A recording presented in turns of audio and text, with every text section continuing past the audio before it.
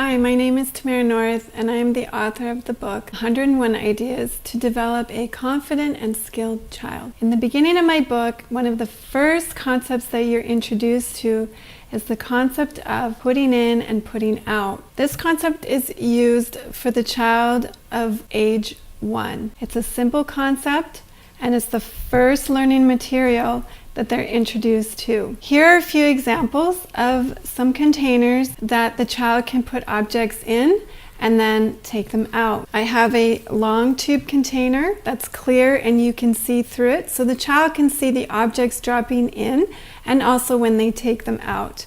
This is just a regular container. The child can't really see around it, but if they look inside, they can see the objects going in and out. This was one of my son's favorite. It's the garbage, and the lid sort of flips back and forth. So the child can lift the lid, or if that's too difficult for them, you can tape the sides and they can just put their hand in and their hand out to put the objects in and out.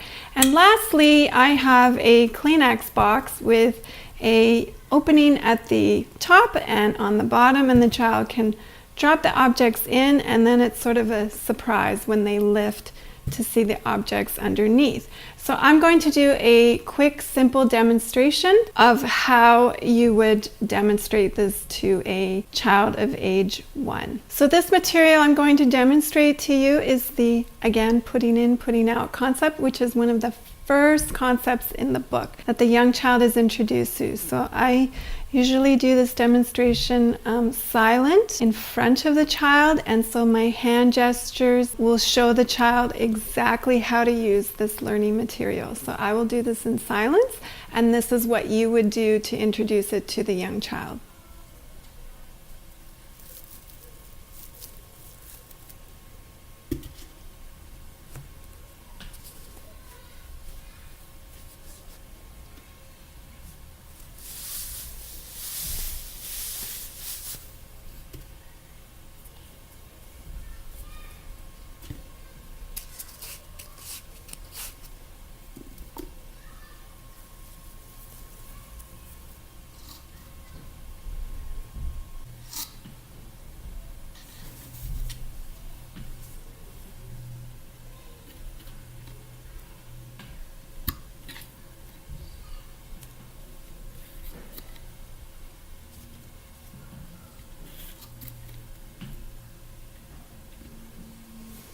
And that's how you demonstrate it to the young child.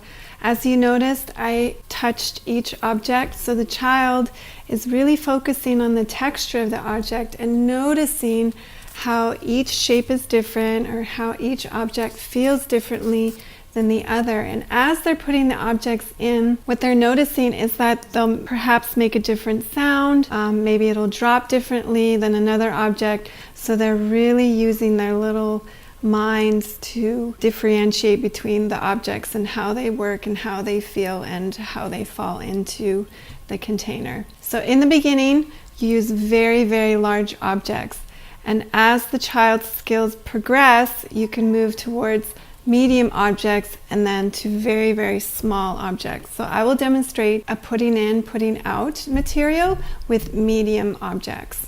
As you can see, some of the objects I have before me are a lot smaller. So I would categorize these as medium objects. I've got some sparkly little balls that are foamy. I've got ping pong balls. I've got a big dice and these little jacks. So the child will notice as they're dropping each object in, it might make a different sound. It might sound different. It might bounce different.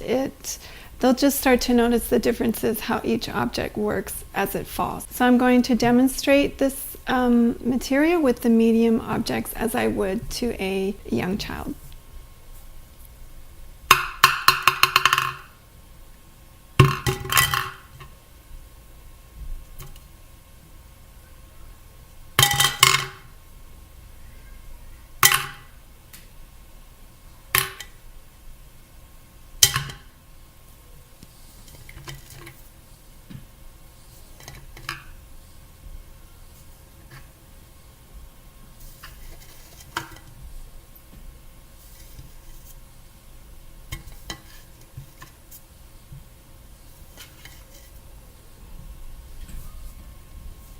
It's important to note that what type of child you have. Is your child putting objects in their mouth a lot?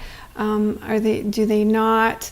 And it's important to know their character. So if you feel that they're not quite ready for medium objects, you can continue with the larger objects and create materials with larger objects. In the next chapter, as I mentioned before, the concept continues of putting objects in, but they will be slim objects, or the openings will be very slim. So here's an example of a material where these little holes inside these pieces of wood, but they're very long and slim, and so I will be using slim objects to slide them in. I really like these pinwheels because you can spin them with your fingers, so the children really love that. And flowers, you can buy a beautiful small bouquet of flowers and the children can just slide them in. So I will demonstrate this material as if you would to a young child, and I'll do it in silence.